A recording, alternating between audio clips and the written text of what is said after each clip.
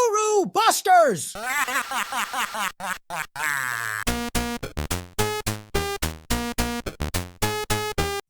Welcome back to the channel. So about the last video, the one with the foolproof game-changing Juventus betting strategy that was going to make us all millionaires, you probably figured it out, but for anyone else, April Fools!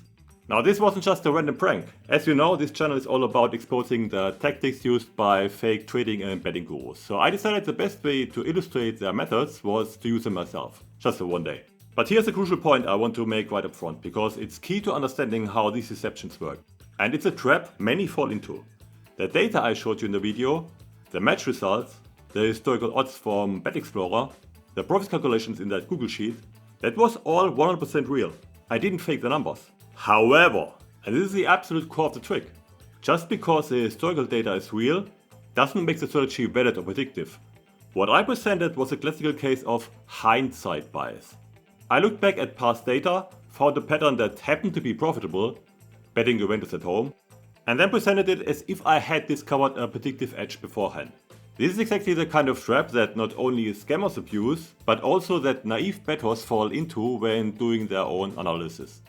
They find patterns in past results and convince themselves they found a magic formula, ignoring that it only worked looking backward.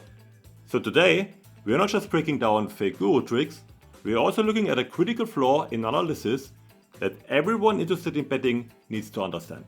With that important distinction made, real data, fake predictive power, let's break down exactly how that video was designed to trick you using the classic fake guru playbook. Let's roll the tape and react to some highlights. Alright guys, today I'm going to share something absolutely game-changing. A foolproof betting strategy guaranteed to skyrocket your bankroll. Yes, I'm talking consistent, predictable and totally legal profits. Knowledge this powerful can't stay free forever. Right off the bat, foolproof, guaranteed, skyrocket your bankroll, consistent predictable profits. These are massive red flags. Anytime someone promises guaranteed returns in betting or trading, run the other way. The markets are simply too efficient for that. This kind of hyperbolic language is pure guru speak, designed to hook you emotionally before you can think critically. And the can't stay free forever, classic false scarcity tactic to make you feel like you are getting exclusive, time-sensitive information. Here's the astonishingly simple strategy. Always, and I mean always, back Juventus Turin when they play at home in the Serie A. Here's a deep dive you won't get anywhere else. It's a psychological battleground. Bookmakers heavily underestimate Juventus at home, specifically exploits the tactical weaknesses common in Italian football. The market always overreacts to occasional negative results due to recency bias. Alright, so the strategy is that simple. Just bet Juventus at home. But a simple, historically profitable pattern isn't enough for a guru. You need to sound like you possess some deep secret knowledge. So what did I do? Exactly what fake gurus do. I worked backward. I saw the profitable result, and then I literally just invented plausible sounding reasons to explain why it supposedly worked. This deep dive, psychological battleground, bookies underestimating them, exploiting tactical weaknesses, market overreactions, that was all complete BS, pulled directly out of my ass after the fact. I looked at the winning record and thought, okay, what sounds like a smart reason this might have happened. There was zero prior analysis supporting these specific points.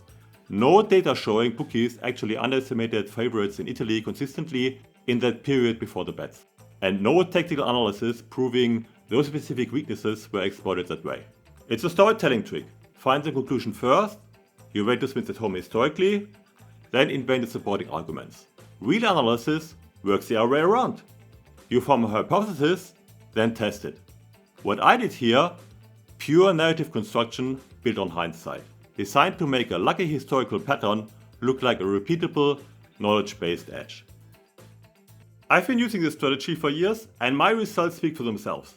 I made 1.6 million euros using flat stakes of 50,000 euros per bet. Here's my betting record, clean, simple and straight to the point. No fake screenshots, confirm every single one of these odds. It's completely transparent.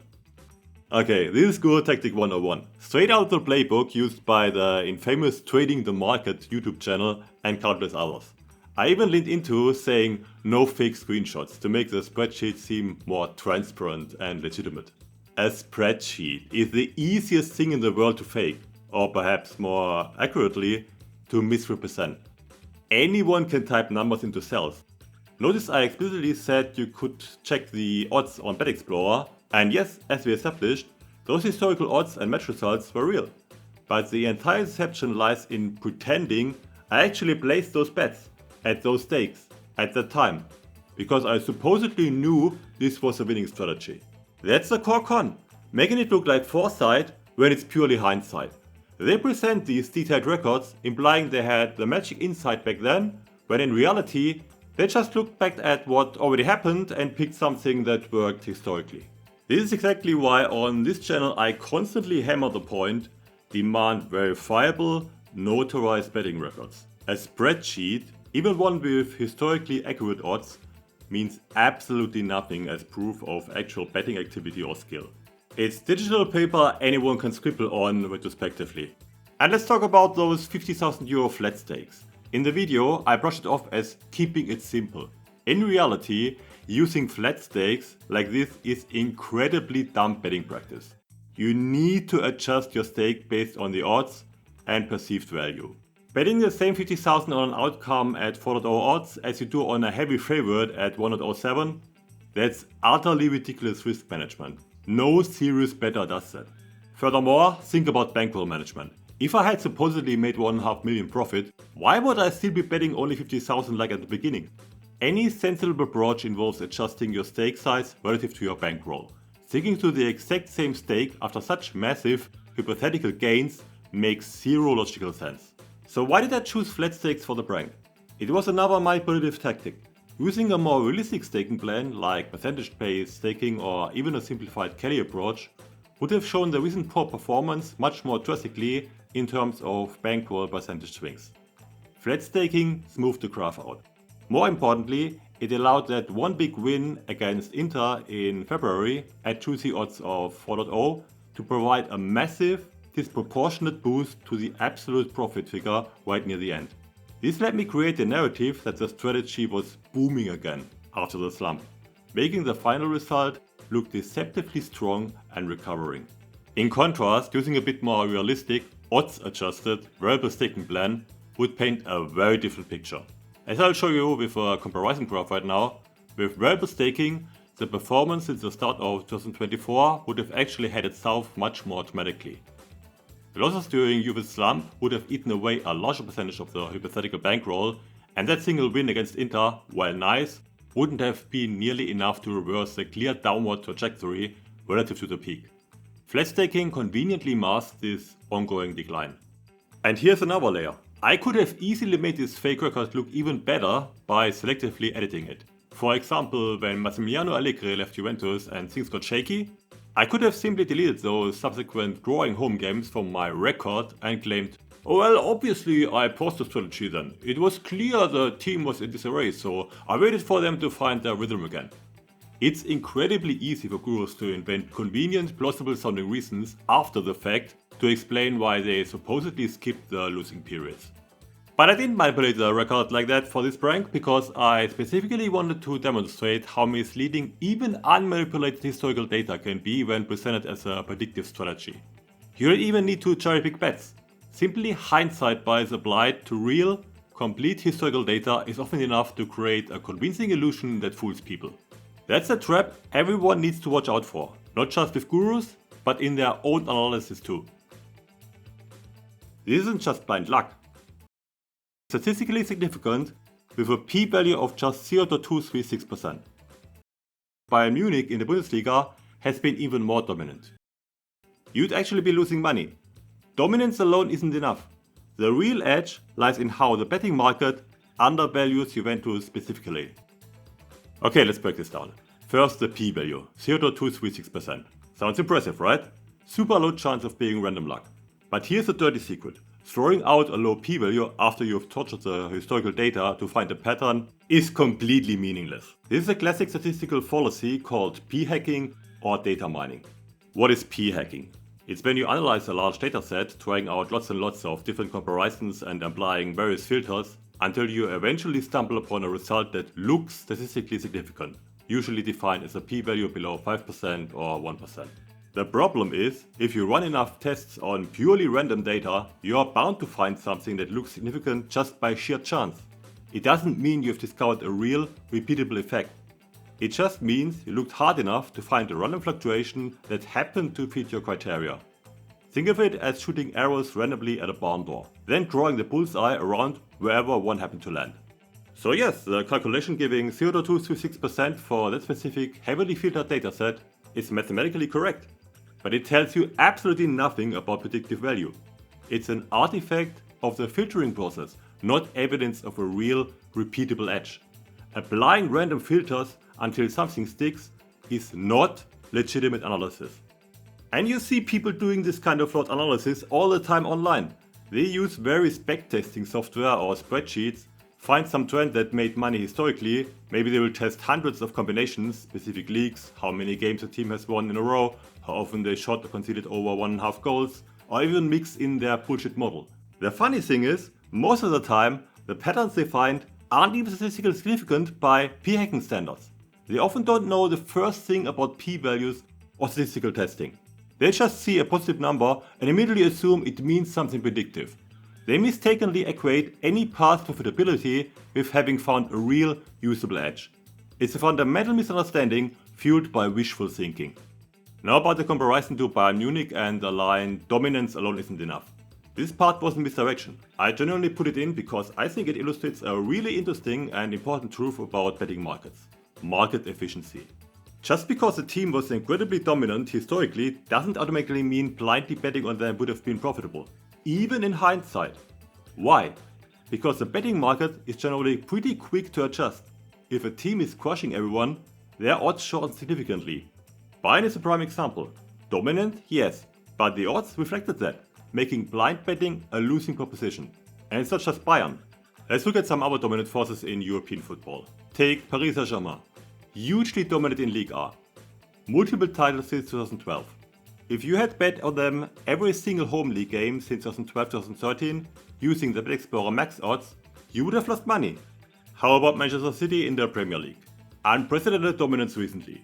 Betting every home league game since 2012-2013, you'd be slightly up, but nowhere near statistically significant profit.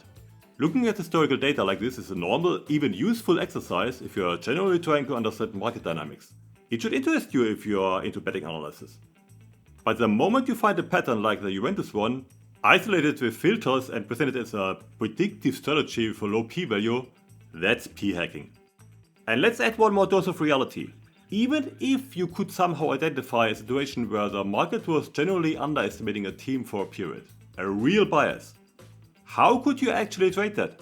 How confident could you possibly be betting on such a fragile historical pattern? How would you know if the edge didn't simply fade away naturally as the market corrected, or because the team changed? How would you know if it wasn't found by others, causing them to bet it heavily and pushing the odds down so much that the edge completely disappeared, or even reversed into a negative expectation bet? By blindly following the historical pattern, you could be systematically losing money more reliably than if you were picking bets at random. And worse, confirming whether the edge is still present, has weakened, has disappeared, or has even reversed requires even more data. Meaning you'd have to keep placing bets based on that potentially faulty historical pattern, likely losing money while you wait for a large enough sample size to maybe, just maybe, figure out what's actually going on. Relying on these kinds of historical mind patterns isn't a viable strategy. It's like navigating a minefield blindfolded, hoping the map you found from 10 years ago is still accurate. It rarely is. So there you have it, a step-by-step breakdown on how fake gurus build their narratives using tactics like huge unrealistic promises, a simplistic secret strategy, pseudo-intellectual justifications, fake or unverifiable proof, misdirection and cherry-picked data, hindsight bias. This was the absolute key to the prank. Finding a pattern that worked historically and pretending you knew it all along. The Juventus strategy did look profitable looking backward over that specific period, but at the time those bets would have been placed, there was no way to know it would turn out that way. You could find hundreds of similar hindsight strategies for different teams or sports. None of them guarantee future success. Remember, the goal of this channel is to arm you with skepticism and critical thinking.